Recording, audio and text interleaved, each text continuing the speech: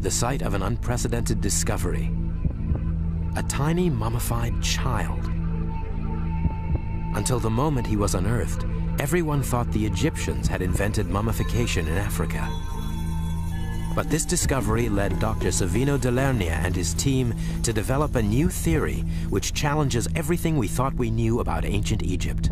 Mummification knowledge wasn't born in Egypt, but in another place, in another culture, in another part of the history of Africa. Who were these people? Where did they come from? How did they achieve this incredible high standard of mummification at such an early date? An unknown people mummifying their dead long before the Egyptians? It was this child who would prove to be the key to unlocking a long-lost African culture.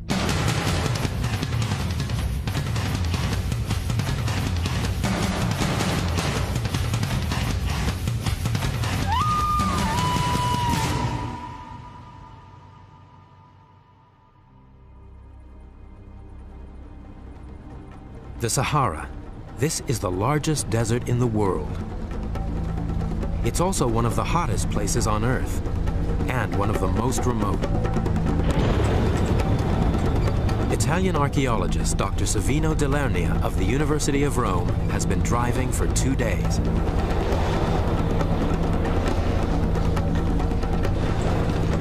Ahead of him lies his destination, the Akakos Mountains in southwestern Libya. It's a North African country. To the west is Algeria. To the east, Egypt.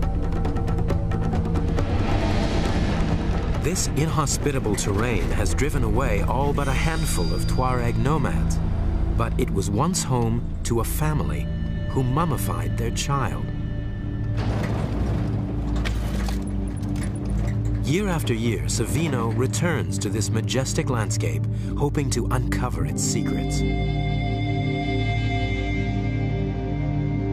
It all began 40 years ago with the discovery of the little mummified boy, Juan Mahujaj. He took his name from the rock shelter where he was found. It has taken Savino and his colleagues decades to reveal the full significance of this discovery. I think that mummy and the rock shelter really started the archaeological and historical reconstruction of the ancient civilizations here in the Sahara.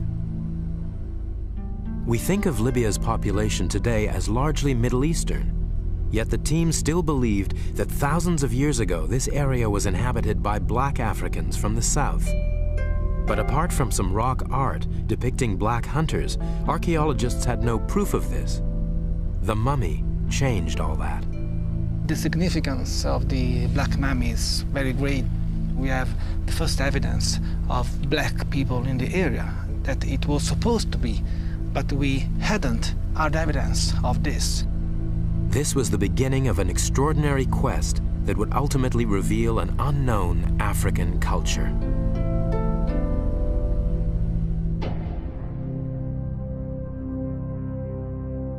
The Juan Mahujaj rock shelter is a simple place, a ledge just wide enough to provide shade from the midday sun. Savino has returned to the rock shelter, where he meets Tuareg tribesman Mr. Ramadani, who witnessed the discovery of the mummy.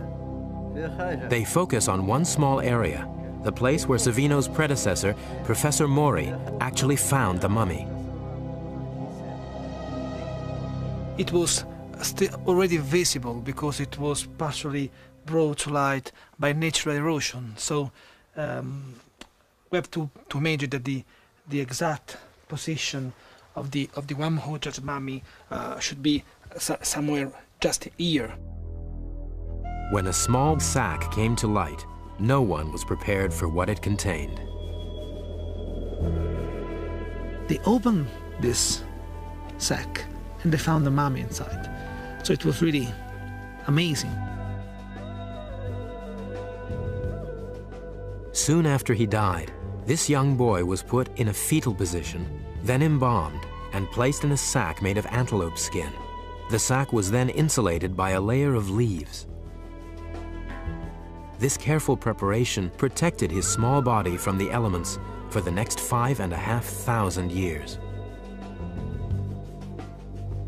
the Italian archaeologists knew they had found important evidence. The shape of the boy's skull suggested he was black, and if he was, this could rewrite the history of mummification in Africa. They needed to be sure. After a tortuous 10-day camel journey to the nearest town with their fragile cargo, the team returned to Rome to have the mummy analyzed.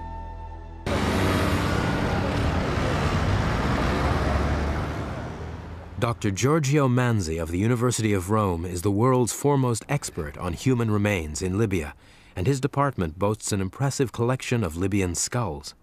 The reason why the members of the Italian team in the 50s inferred that the child was a black child, a Negro child, is mainly a consideration of his face, especially the length here of the root of the nose, or also here, the moving forward of the mouth.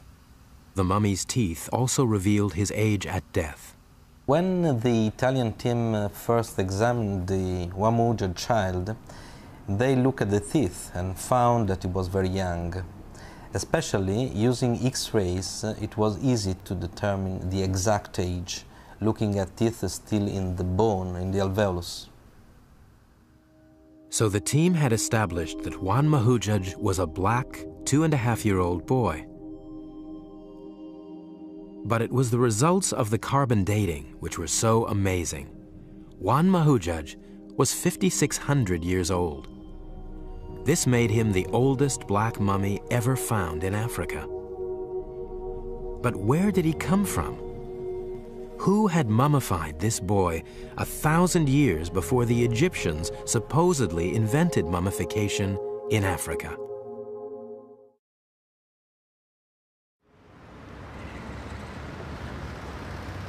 The origins of Juan Mahujaj, the Black Mummy, were a mystery. To find out more about the boy, Savino returns to the Tripoli Museum where the mummy now rests. I think the most impressive evidence of mummification is the skin on the skull. You can see all around the skull the skin of the child. You can see here, just along the spine and the rib cage, we have a lot of skin, which is really very, very rare to be found. You see here the remains of this organic matter. This is really the remains of the true interior of the mummy. It's impossible to find this kind of evidence without the process of mummification. Another point is the first act of mummification is a cut along the stomach and the removal of all the interiors. And probably they put something in, inorganic matter, just to stop any kind of bacterial activity inside, as much as the Egyptians did in the Nile Valley. What makes Juan Mahujaj unique is that he's the oldest eviscerated mummy ever found in Africa. Incisions were made along his stomach and thorax.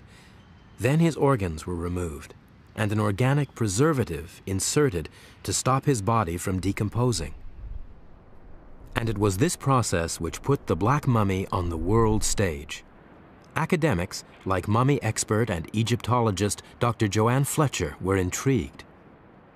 I first became interested in the Black Mummy probably around 15 years ago with the publication of a major work on mummification all over the world.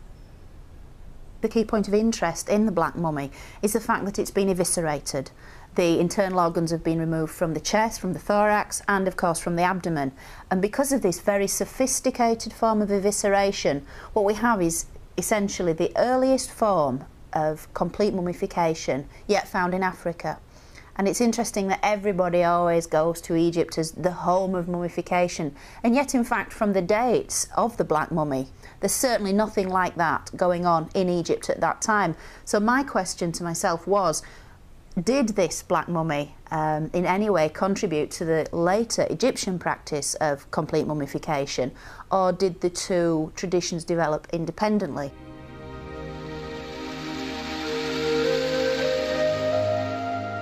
Popular tradition has it that Egypt is the only ancient civilization in Africa.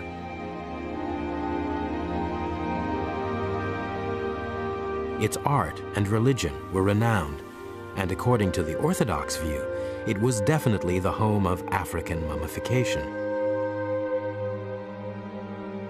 But there are those who believe that the Black Mummy is challenging this established school of thought. Professor David Mattingly specializes in Saharan civilizations. When a mummy is discovered somewhere in the Central Sahara, it's perhaps not surprising that the average person in the street might assume the direct involvement of Egypt somewhere in this process. And I think it's a common image that Egypt is like a searchlight shining out, illuminating those dark spaces of the Sahara. And yet, Juan Mahujaj was artificially mummified 1,500 miles to the west of the Nile Valley, and 1,000 years before Egyptians were eviscerating their dead. Was it possible that the ancient Egyptians did not invent mummification in Africa? And if the Egyptians didn't prepare the mummy, who did? It really does beg the question, who on earth could achieve such a remarkably preserved corpse? I mean, who were these people that could do this? I mean, I personally know very little about them. So where did they come from? How did they achieve this incredible high standard of mummification at such an early date?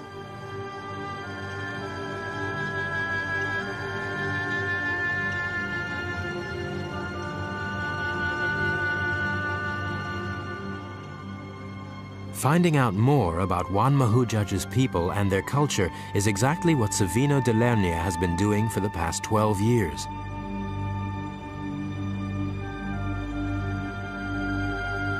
His search for answers began in the rock shelter of Juan Mahujaj, where careful excavations have yielded vital clues. We have here all the history of the Juan Mahujaj occupation. This is charcoal, the remains of a fireplace, probably 4,000 years ago, 5,000 up to 6,000 years ago, which is the Juan Mahujaj time. And this was the ancient floor of the same age of the Juan Mahujaj mummy. And you still have the gold dropping. The fact is that during Juan Mahujaj era, the most important part of their life was cattle. This seemed surprising. Cattle don't live in deserts, but they feature strongly in rock art throughout the Caucasus Mountains. More than 50% of the paintings from the Juan Mahujaj period were cattle. So this really explains the importance of this animal 6,000 years ago. And we have here wonderful, wonderful domestic cattle. We can say domestic because this cow has two colors, so red and white is typical of the domestic animals.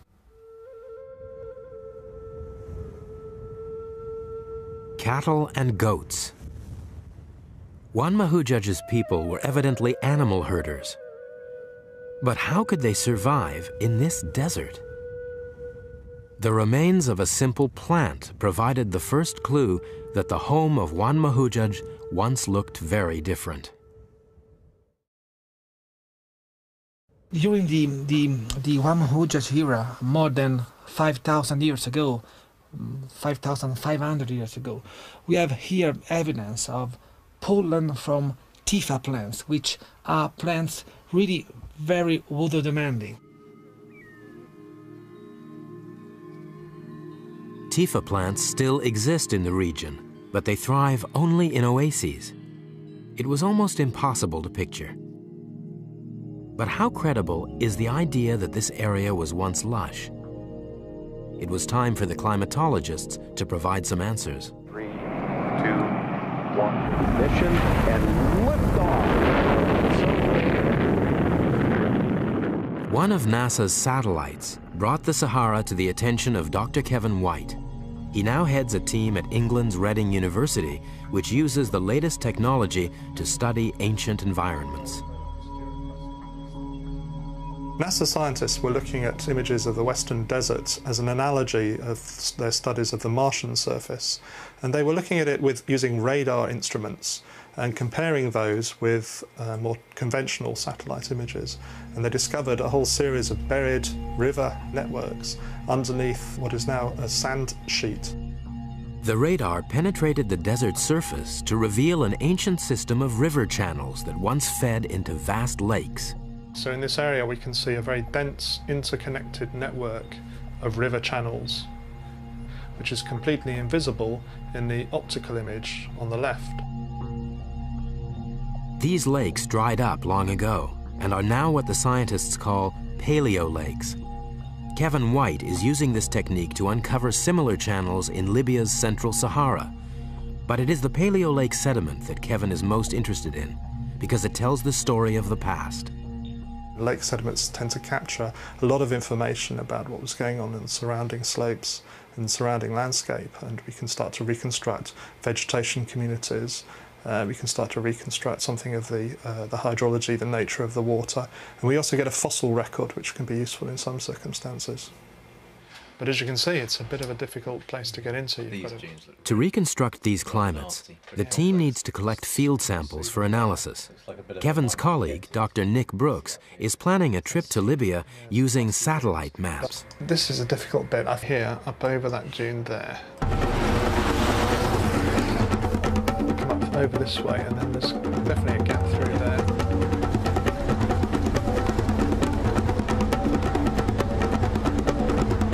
So this is easy. You've just got one more little dune to get over there, and then you reach this area through that gap there, I guess, and then over the top of that dune. If you can get up to this point here, then it's just downhill, really, down a big split face there. You're there. This is a paleo lake. We know people were living here around about the time of Wan Mahujaj because we found pottery and stone tools from around that period.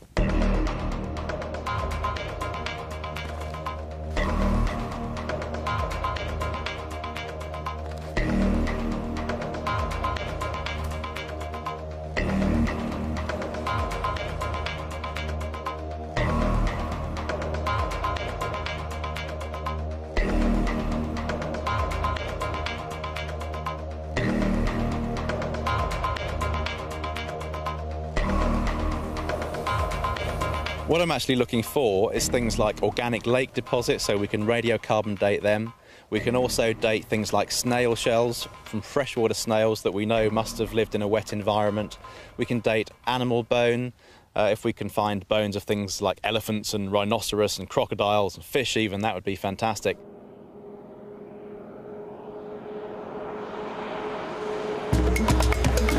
Taking the route up. Nick and Zavino are colleagues. They're heading for a dry riverbed a few hours from the Wan Mahujaj rock shelter. Could the evidence at this site prove this area once looked very different? So what was your favourite out of the whole suite of engravings we've got up in Masandouche? My favorite one? Yeah. Actually, is the cat-like figures. Yeah. It's really amazing. Yeah.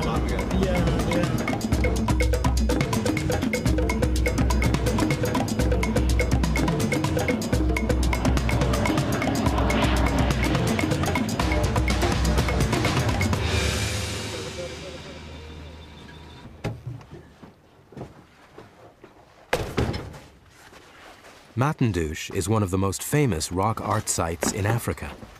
You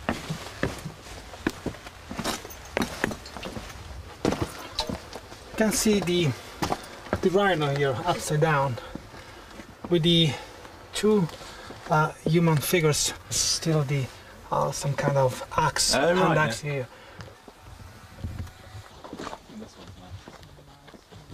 There is a lot of animals. There is the elephant and 2 or 3 giraffes with a lot of superimpositions. Yeah, it's quite complex. But the giraffe is really impressive. It's very well done. And Shame it's lost its nose, but it's still pretty good. yeah, and the 3 cat-like figures over there.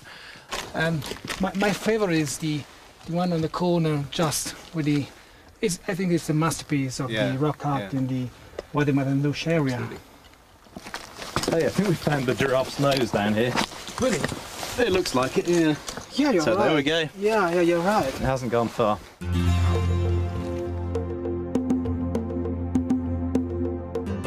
Enigmatic figure. Yeah.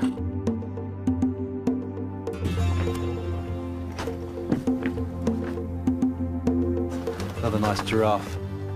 Yeah, this could be a lion. The rib cage and the back is quite evident.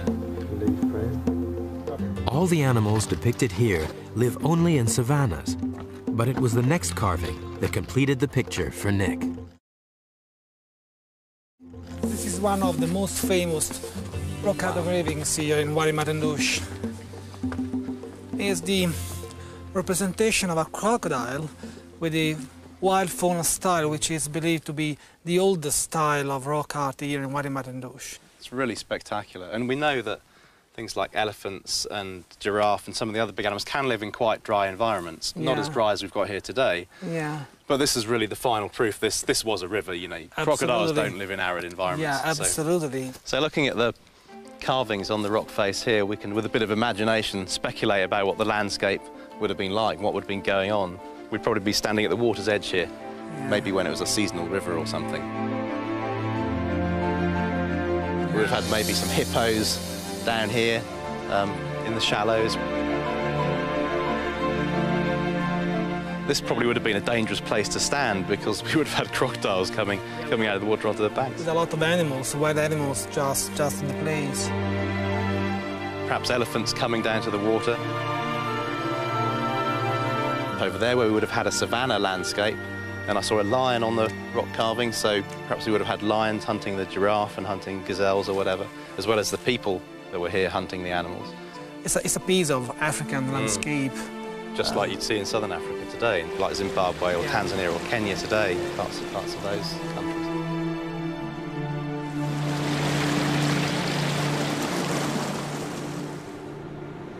In the Sahara today, this Garden of Eden that was known in the time of Juan Mahujaj remains firmly in the imagination.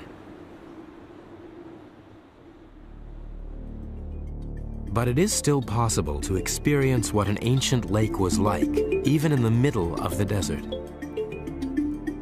Gaborone is one of a handful of oases left in the Sahara, and it gives us a glimpse of the environment during the time of Juan Mahujaj, the Black Mummy.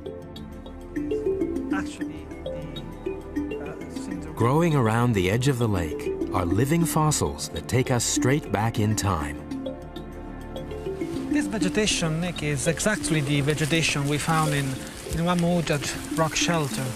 And we actually found the pollen grains in the excavation, and they are 5,500 years old, so it's exactly the same vegetation. So this means that at the time of Juan Mahujaj's mummy we had this kind of plants, so this kind of environment, so it means a lot of water in the immediate surroundings of the shelter. Yeah. Yeah, so what we're seeing is a fossil, it's a relic. It's a from the relic, past. yeah, it's a relic from the past. Yeah.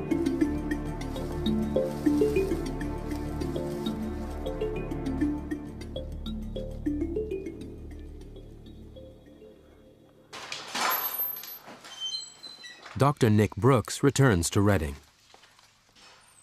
Analysis of their paleoclimate data has given Kevin enough information to produce an environmental model going back 10,000 years. Let's finish off this little landscape model and I'll show you what we've got. It's pretty exciting.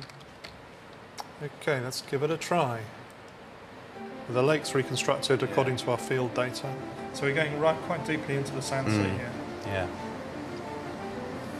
It's easier flying over it than driving through it. and it's a lot quicker on here. The model takes us back from the arid present day, through the time of Juan Mahujaj, to when the Saharan climate changed dramatically, covering the dunes with vegetation and turning the valleys into lakes. It all happened 10,000 years ago, when a shift in the Earth's axis caused the tropical monsoons to penetrate further north, right into the central Sahara. And with these rains came the ancestors of Juan Mahujaj. 10,000 years ago, humans, black humans coming from the south, following the monsoon belt, occupied the central range of the Sahara. This led to the first occupation of the Central Sahara, and we have these black people in the central ranges, in the Caucasus Mountains and in the immediate surroundings. And they were not the only ones. Around 7,000 years ago, people from Mesopotamia and Palestine arrived, introducing cattle and goats into the Central Sahara. So we can imagine that the Central Sahara, the Caucasus Mountains, has been one of the first world melting pot, because we have black people coming from the south and say something like white people coming from the Near East and probably Eastern Sahara. Today in Libya, you can see the legacy of this early melting pot. Walking down the streets of present-day Libya, I'm always struck by the incredible diversity of humanity that one encounters, and that reflects broadly the sort of crossroads position of Libya within the Mediterranean with its Saharan hinterland. Libya's been a great melting pot throughout its history, but what's really surprising is how far back in time that goes, this intermingling of white Mediterranean types with Negroid Saharan types. And that we can see very clearly from this work in the Central Sahara. This ethnic diversity explains some intriguing rock art that initially puzzled Savino. The face of these people are not black as Wan Muhajjaj, but they are white. And you can see this looking at the profile of the face and to the style.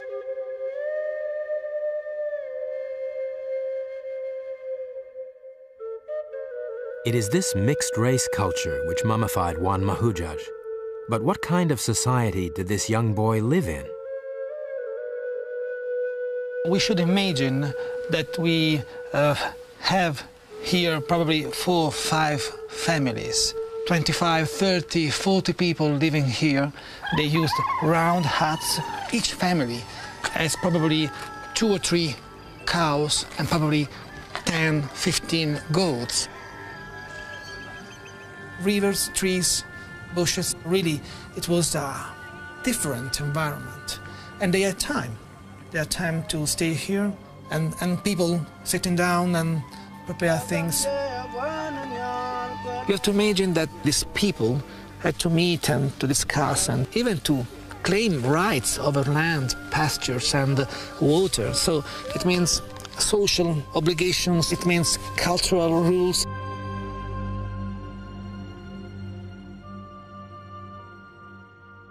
And I think that the Wan Muhajjaj mummy is really a piece, a very important piece of this evidence.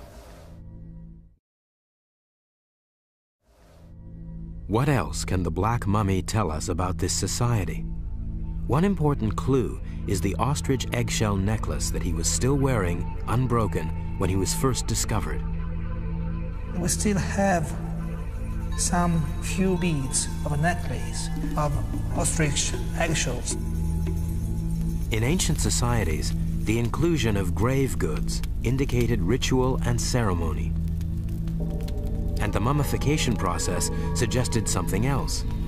Even though Wan Muhajjaj is the only complete Saharan mummy ever found, these people had been mummifying their dead for hundreds, if not thousands of years before the boy died. The thing about the Black Mummy is the very sophisticated form of evisceration. Now this is a really sophisticated form of mummification, and it wouldn't have just appeared from out of nowhere. The Black Mummy is obviously almost the end result of a very complex development in this very highly skilled procedure. Was Wan Muhajjaj mummified because he was special? The family of Wan Muhajjaj, we can say, was not particularly rich or particularly powerful. The fact is that this kind of pastoral society were quite egalitarian in their social organization. The fact that this is a very small child that's been mummified with a great deal of care and attention suggests that this is a society which doesn't necessarily judge individuals by their achievements. So the fact that people were obviously mummifying those in society who are frequently regarded as the least important, the children, presumably in the hope that they would live again in some form of afterlife, can, I think, tell us a great deal about those responsible. There's obviously a great deal of compassion and love that would have gone into such a procedure, and a desire perhaps to keep the dead child with one at all times. But it was the date Juan Mahuja was mummified that raised the key question.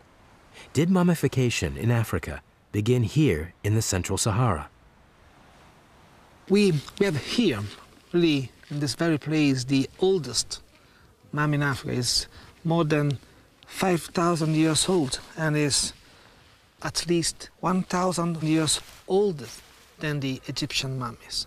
So this means that the mummification process, the mummification knowledge, wasn't born in Egypt, and we have here the first evidence of this. So it's really very tempting to suggest some kind of, say, movement or some kind of circulation of ideas from Central Sahara spreading out up to the Nile Valley. So it is really tempting to do this, but as an archaeologist I need hard evidence to do this. Savino knew that many of the descendants of the Black Mummy had been forced to move out of the Central Sahara just 500 years after his death. The environmental work confirmed another dramatic climatic change around 5,000 years ago, returning the Sahara to its present arid state. Again, you have to imagine that the prehistoric times were heavily affected by climatic changes, and climatic changes were very, very hard in this part of Africa. So some 6,000 years ago, and once again 5,000 years ago, we had arid crisis here, and people had to move. Was it possible that Juan Mahuja's people had moved east to the fertile Nile Valley, taking with them their mummification knowledge? Or had the two traditions evolved independently of each other?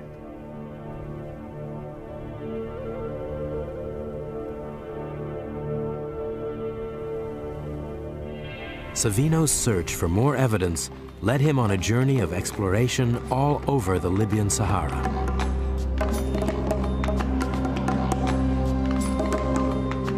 Was there a link between the Saharan culture and the society of Egypt's Nile Valley? And more intriguingly, were there any other Saharan innovations which influenced ancient Egypt? The search took years.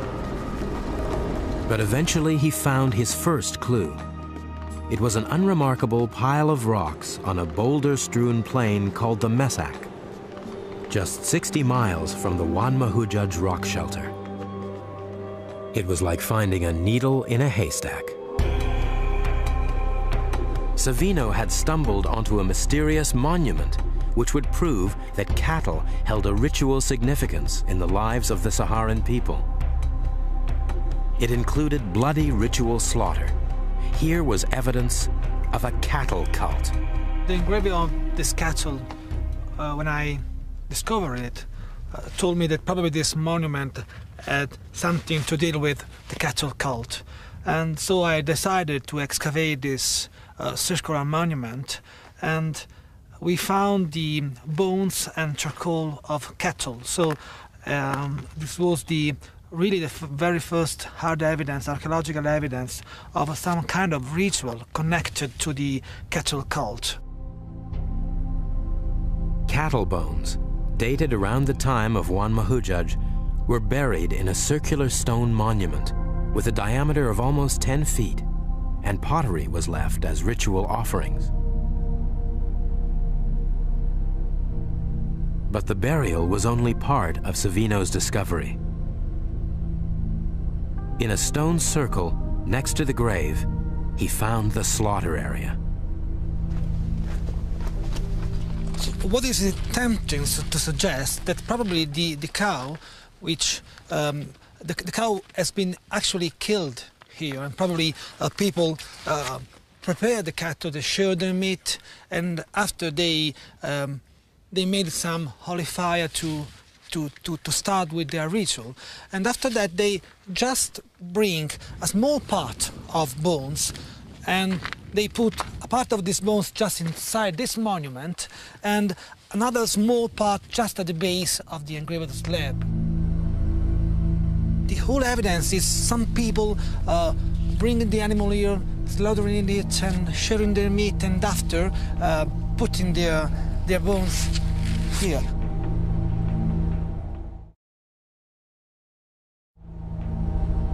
Savino believes an arid crisis inspired the Saharan people to pray for rain and sacrifice what was most precious to them, their cattle.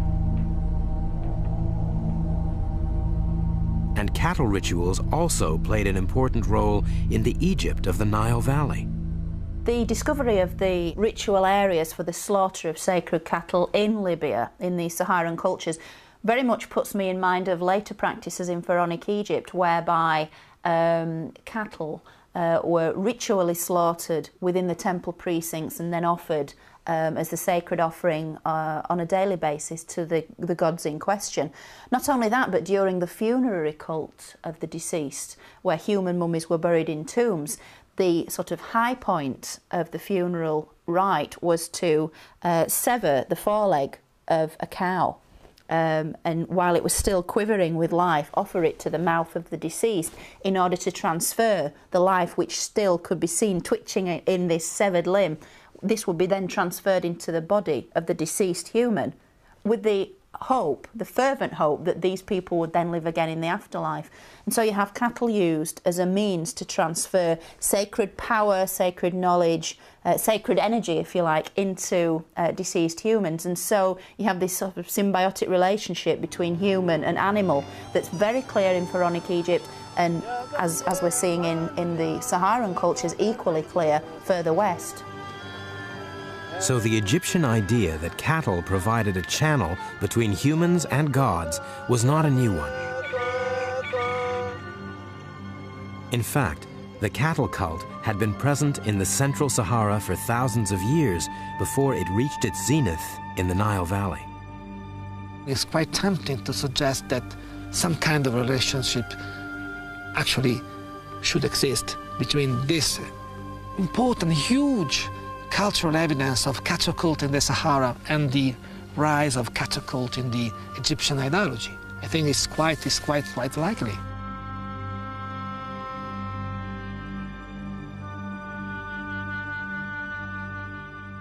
Savino had established that, like in Egypt, both mummification and cattle cults were central to this Saharan society.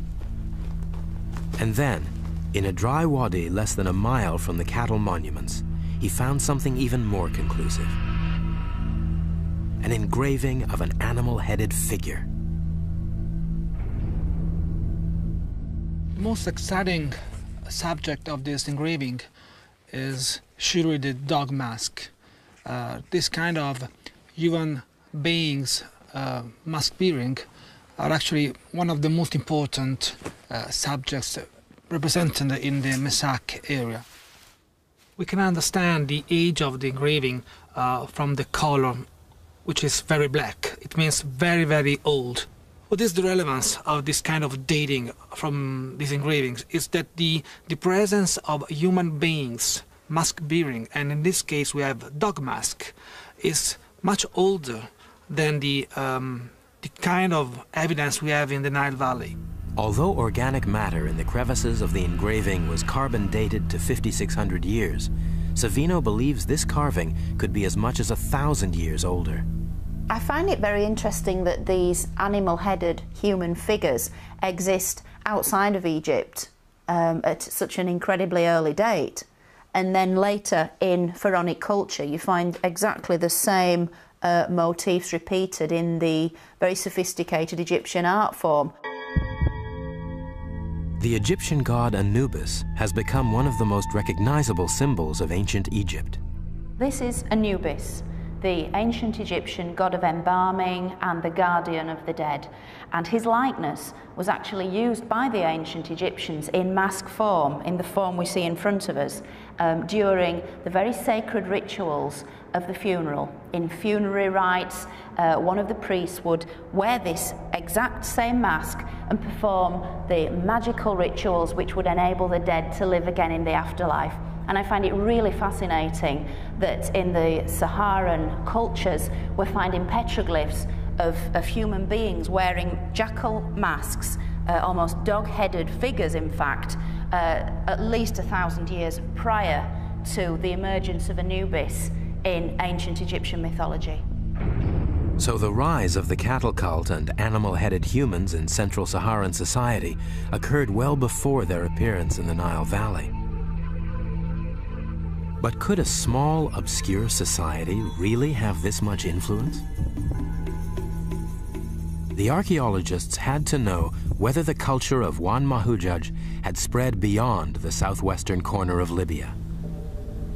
500 miles to the south, a site in modern-day Niger began to provide the answers to this question.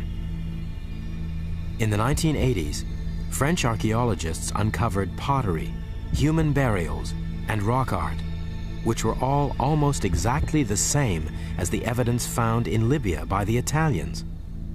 And similar artifacts were found throughout North Africa. It looked like this culture was far more widespread than anyone had ever imagined. So we have just here Tripoli, we have here Cairo and the Nile, and just in the center we have the Caucasus Mountains. And we have Algeria, Libya, Egypt, and Sudan, and Chad, and Niger, and Mali. So this area is bigger than Europe, so it means that all this very, very large extent was inhabited during ancient times by the same ancient African Saharan culture. The size of this culture was extraordinary. It spanned most of North Africa, from Mali to the western fringes of Egypt itself.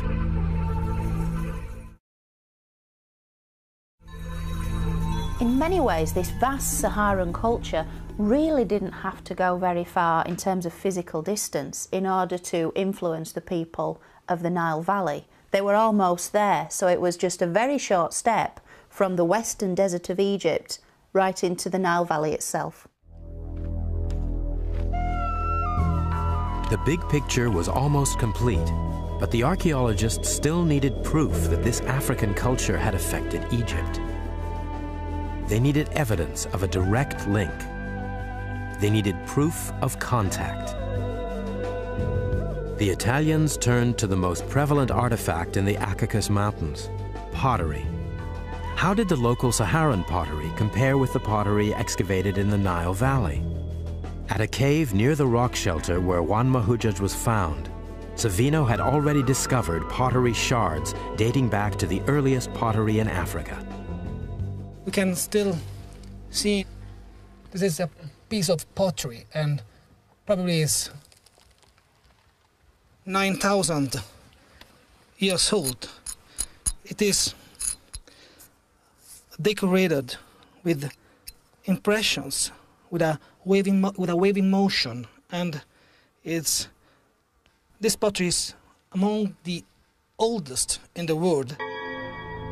The Italian team collected enough pottery shards to reconstruct an entire pot. It's now back in Rome with Savino.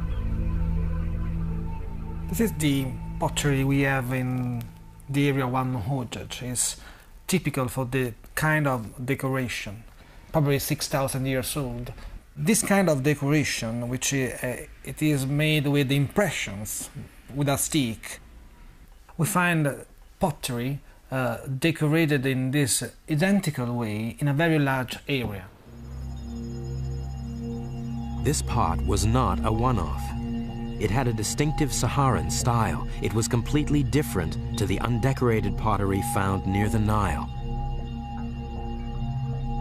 But excavations in the Nile Valley reveal that around 6,000 years ago, there was a dramatic influx of the highly decorated Saharan pottery. We have archaeological excavation sequence, especially in Sudanese Nile Valley, with local pottery, 10,000, 9,000, 8,000 years old. And after, quite suddenly, we have the arrival of Central Saharan pottery, which is quite different from a technical point of view. So it means that either people or, in my view, ideas and this kind of communication arrived in the southern Nile Valley some 6,000 years ago. Was this the final piece of the puzzle? Had the archaeologists found proof that the Saharan culture influenced the Nile Valley? And if so, what had happened to these people? Despite their influence and sophistication, all but a few traces of this Central Saharan culture have disappeared. It's as if their whole history had literally been covered by the sands of the Sahara. But archaeologists are ensuring their innovations did not die with them.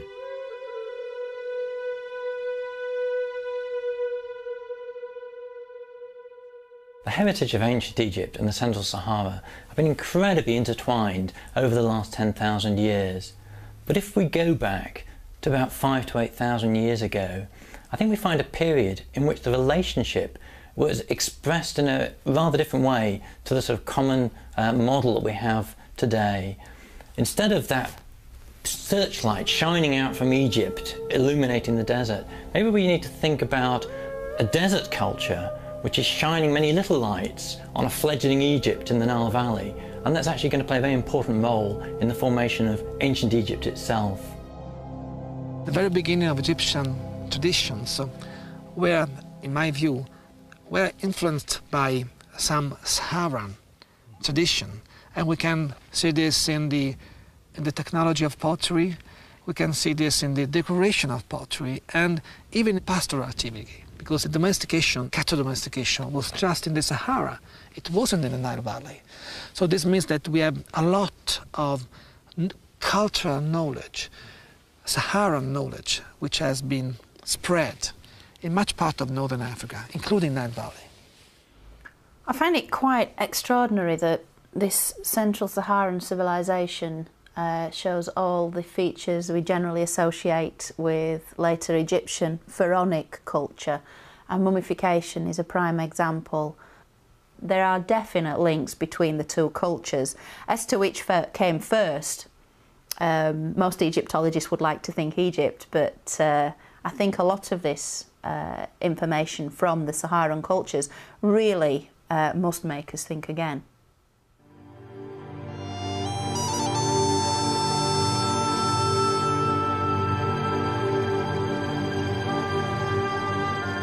Amoutas was a little boy of 2 years and a half, living with his family in the Akakos Mountains more than 5,500 years ago. He lived in a rich savanna environment. Even so, he died before he reached the age of 3. His family were part of a culture which had developed sophisticated rituals like mummification. One Hujjaj was given a rich burial. They were sub-Saharan people, Africans, and they accidentally gave the world the oldest black mummy it has yet seen.